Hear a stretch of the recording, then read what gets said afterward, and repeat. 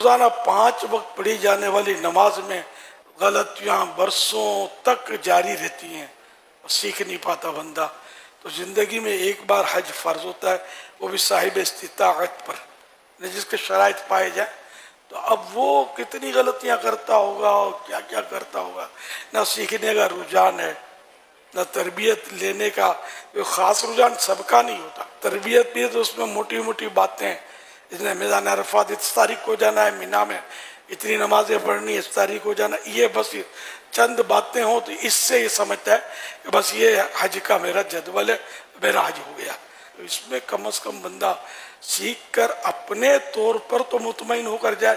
سیکھنے کے حوالے سے کم از کم یہ کہ رفیق الحرمین نہ پڑھی ہو تو پڑھ لیا، اب وہاں پڑھیں گے جا کر.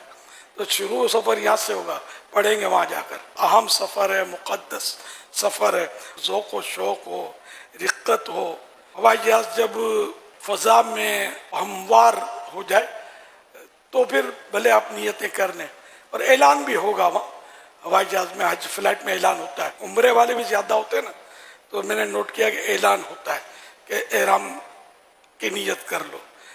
کپڑے احرام کے پہلے سے باندھنے ہوں گے، چادریں لپیٹ لو. چادریں ذرا وہ اچھی کوالٹی ہونی چاہیے، کہ جو مطلب ایسی باریک باریک ہوتی ہیں کہ بعض بار رانے چبک رہی تھی، دوسرا دیکھے تو گناہ گار، اور اپنی نماز بھی نہ ہو.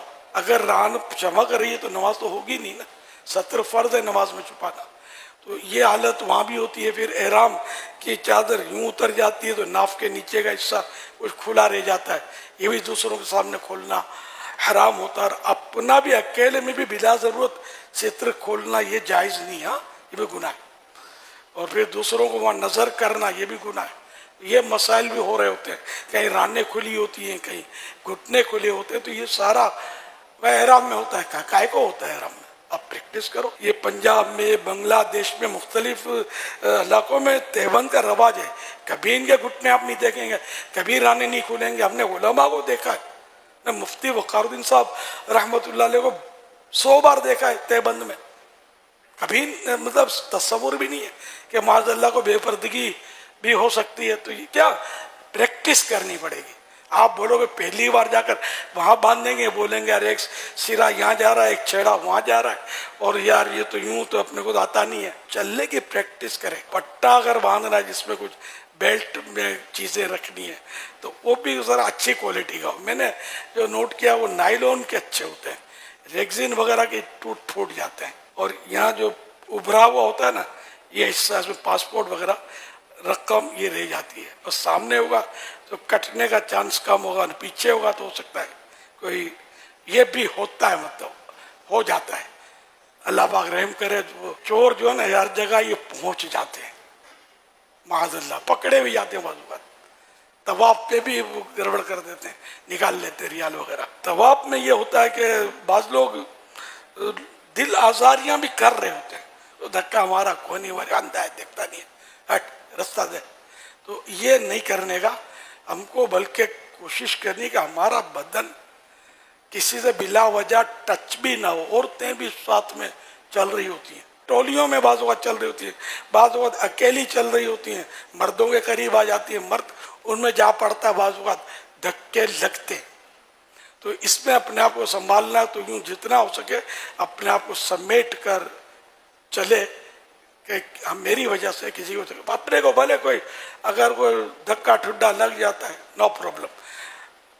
یہاں جو دھکے کھائے گا وہ جلدی منزل پار کر لے گا، یہاں گرے گا وہ جلدی سنبھل جائے گا.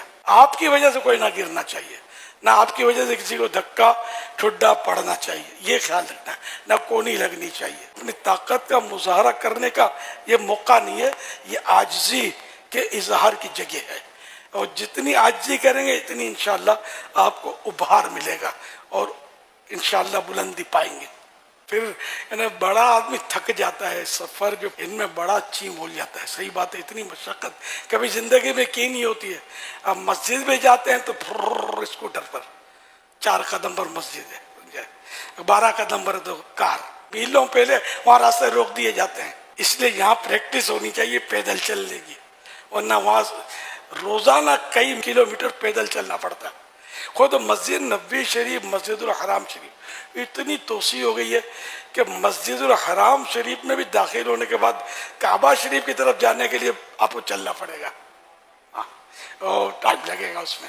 اور گھر یہ نہیں کہ آپ نے برابر میں گھر ہے، مسجد الحرام کے برابر میں تو غریبوں کا کام ہی نہیں ہے. ہم جیسے جو غریب لوگ ہوتے ہیں وہ کہاں کا، ہم تو جا کے عزیزیہ میں جا کے پڑ جاتے تھے. عزیزیہ پتہ نہیں کتنے میل دور ہے، تو ٹیکسی وغیرہ میں آنا مطلب دور، تھوڑا کشادہ جگہ ملتی ہے اور کرایہ بھی کم ہوتا ہے. لیکن ظاہر ہے کہ اس کو بھی سچکانا پڑے اس کو.